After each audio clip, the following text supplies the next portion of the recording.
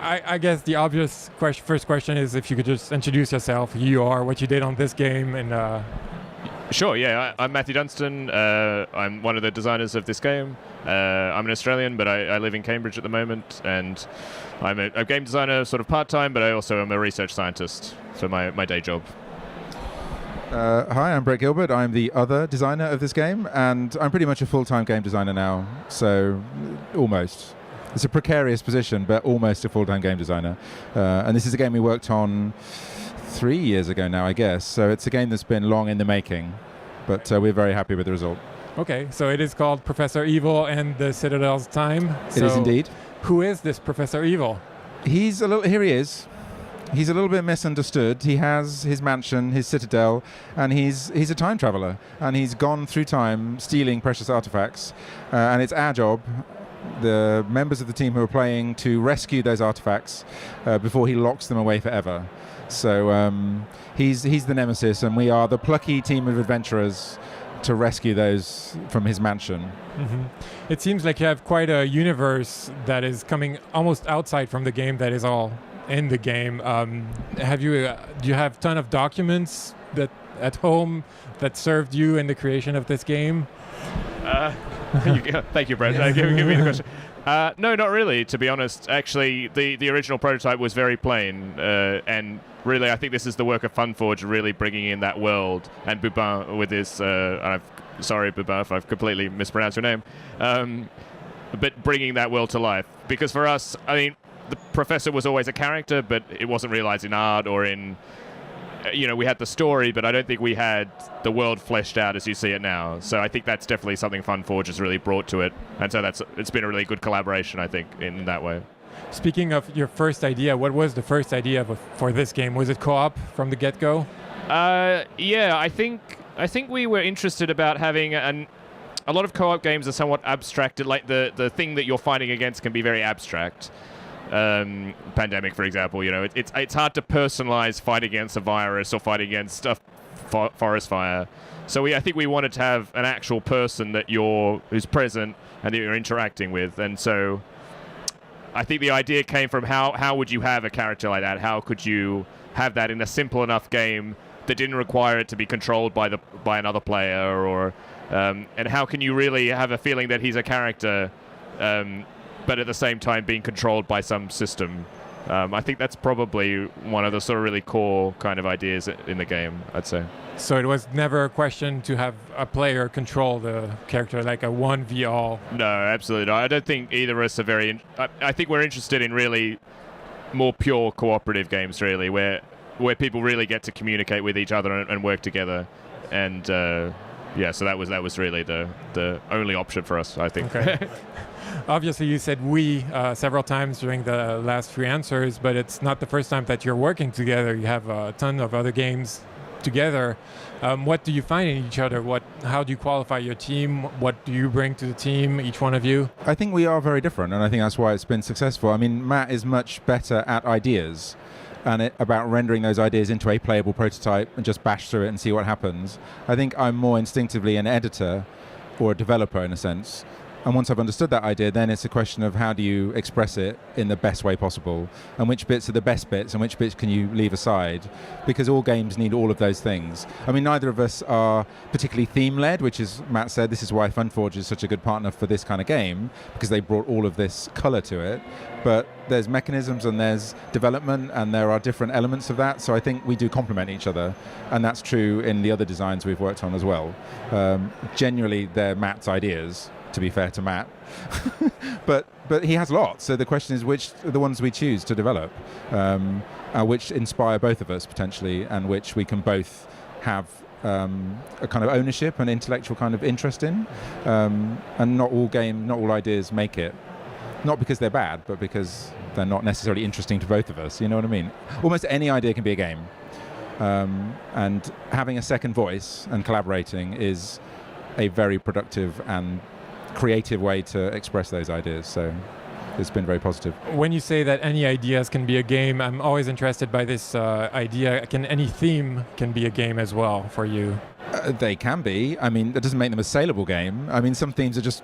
I mean, because the game has to eventually become a product. If you want to be serious about it, you have to find a publisher who believe can capture that idea correctly.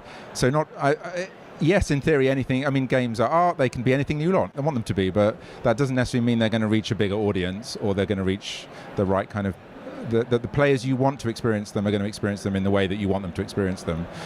So the wrong theme on the wrong game or the wrong mechanism in the wrong place is going to create the wrong experience for people, and that's where you have to understand why people play or what they enjoy. But in theory, anything could be a game. Like, never say never.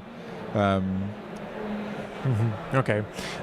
You said that you consider yourself more like the editorial part of the duo. But Funforge is also obviously a lot involved in this product. You said that they brought in the artist for this. It was not a choice of your. I'm sure you agree with the beautiful art, but you didn't say, "Hey, we want to work with a Biboo," and you just took what Funforge brought to the table. Yeah. So I mean, well, of course, that was certainly their choice, and although now maybe every game will just ask for Biboo to be the artist. But I mean, yeah, but they brought a lot more than just simply sort of the production and the art design. So we worked a lot with a developer, Doria Rustan, who is not at Funforge at the moment, but she worked a lot on this game, and I think we really collaborated with her to really improve the core experience that we had shown Funforge originally, to really deliver on a game that gave a really tense experience every time you played. I think that was the thing we really sort of nailed down, to make it as much as possible a game that every time it feels like you can win, but every time it's very close and it could go either way. And I think that was a lot of iterations, a lot of simplifying characters, thinking about how they interact with each other, thinking about game length and sort of how many treasures you have to rescue and things like this. It's part of the development process often, but I think in this case really honed the game so that you have this really reproducibly enjoyable experience, which I think is quite important in cooperative games, because I think if too early you feel like the game is really easy, or if it feels just impossible, that it's not much of an invitation for players to come back to the game. And hopefully we strike a balance. Maybe the players will disagree with what we think, but we think that it, even on the first game, you can feel like, even if you don't really know how the game works so well, or maybe you make some mistakes, you can still do well enough to feel like, okay, I can come back and I could do better.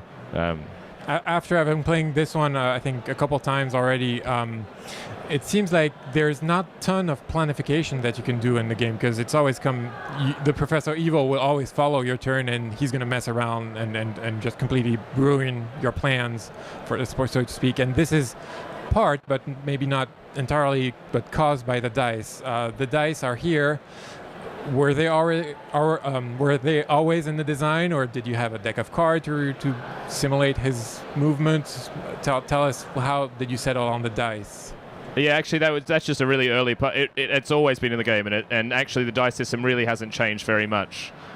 Really, one of the very early systems we came up with was the movement of the Professor and how that could be trained by the dice, or how that could be determined. I know it is a bit divisive. I mean, reading a few reviews, some people like the simplicity of that randomness, in that it's just something you just know it is part of the game and you don't have to plan necessarily as much. Other people feel like it's just too random. I think what we like is that even though it is technically random, it can feel like it's not random, in that when you have a certain experience, and I think there's that moment of breath, I'm not sure if you have, when you play the game and you're like, well, I really hope the Professor doesn't do X at the end of this turn. And when he does that, even though you know that it's from dice, sometimes we were always like, oh, he just knew exactly what we wanted to do, yeah. So I feel like the dice fit in the kind of the casual kind of feeling of the game, and I think it gives more to this idea of him being a character that's independent from us. We can't control him. We don't necessarily know what he's going to do. And I think it always it worked well for that function, and we didn't really feel like we needed something else for it. And that being said, I think hopefully when people play the game, and I think that's the other thing with the different characters, even more than other cooperative games, really understanding what the different characters can do, and understanding that, I think that's a lot of part of the planning. I think it's understanding what possibly could this other person be really good at on their turn, so we should sort of coordinate that, even though you have to deal with that randomness of the Professor. So, how did you deal with one of the common problem of a cooperative game is the alpha player? How did you deal with that problem in this game? if you did at all. I mean, I would say that isn't a problem. I mean, people go on about quarterbacking and alpha players, and that's a bit like saying, well, I don't want to play with somebody who cheats. Well, don't play with them, okay? Don't play a co-op game if one player doesn't understand why it's fun to play co-ops. And there is nothing in this game which solves that problem. It's endemic to. It's only a problem if you choose to label it as a problem. And that wasn't ever our experience of playing with our playtesters. It's not an experience that most people have, because most people are cooperative. The social part of it is really important. And you can't. I think it's a game that lends itself to planning. You have to think ahead to what are you going to do on your turn, what are you going to do on your turn. And I think it invites a round the table discussion, maybe more actively than some other cooperative games do. But that isn't a way of solving that problem. I don't think that's a useful kind of way to look at co-op games in a way, because if that's the issue you have with your group, then play a different game. I mean, you might have a different thing. Oh no, the only thing I'd add is I think, again, coming back to the characters, that's a little bit different. Is I think we tried to give each player a feeling of, here's something you have control of. You have this set of powers that really you're going to get to know probably better than the other players. So I think it's the case of you have a chance to speak up for yourself and sort of say, look, I know I can do this, and that's a way that you can kind of contribute regardless of maybe how the other players are trying to sway the discussion. So I think it's putting a little bit of power into the hands of individual players also is a small nod to that. Yeah. But I agree that it's generally it's not something we try to directly tackle. Do you have anything in the game that will adapt the level of difficulty for the number of players? Usually that's the case in co-op games. Yeah, no, actually, no, we don't.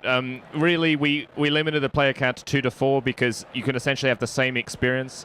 It's sort of funny because with more players, you have more characters, so you have a wider range of abilities, which can be useful. But at the same time, you have there are more characters. When you, for example, get your special abilities, that percentage of players with a special ability is lower. So there are fewer turns where somebody has a special ability, and there are other things sort of moving around that. It's kind of self-balancing, actually, we found, to be honest. It will feel slightly different, but I think it's actually a fairly balanced experience. Yeah. No, I mean, that's true. I think that's what we discovered. It's cooperative games are generally harder with more players, but you have, because there's a geographic element to it, you can be more spread out, and that can work to your advantage sometimes and not to others. With just 2 players, if you're in the same part of the mansion, that can be a problem, but if you're spread out, you're less likely potentially with just 2 of you to have the professor kind of run into you, and that can be bad. So we discovered that it was, as Matt said, it's sort of essentially self-balancing. I mean, there are mechanisms that we've designed it so that you can make the game harder. The difficulty of the game is set by the difficulty of the treasures that you have to rescue, and the ones that it might seem counterintuitive, but the ones that we recommend taking out the ones which give you the most time to rescue them, because they're incrementally harder. You have more time, but there's more opportunity. You have to do more, and yet therefore the professor has more time to get in your face a little bit about it. So if you take those out, it's easier, and if you remove the shorter ones, then the game gets progressively harder. So as a group, you can decide to play a more difficult version of the game, potentially, if you choose. But it's not easy even on the base version. Even on the kind of the base level, the professor's remarkably adept at foiling your plans. So will we see the professor in other future games? That I get. Maybe that's more of a question for Funforge. I think there is a world here that could be explored, and there are other characters in this world who we might meet. I mean, it feels like the game invites that potentially. That's something we would like to explore, I think, for sure. Okay. The last question, jumping to another game you made, Elysium. Will there be an expansion? A lot of people are asking this question. Well, we would love there to be, and we had a lot of thoughts about what that would be, but I think it just didn't work out with the Space Cowboys. The game, that wasn't part of their trajectory, unfortunately. I mean, the Elysium did a beautiful job with it, and I think it was very successful. But we would like to see more of Elysium, and it might be with a different publisher, it might be with Space Cowboys, but it's a question we're often asked, and there is no definitive answer to it, unfortunately. Fingers crossed, maybe. All right. Well, thank you very much to you both. Thank you.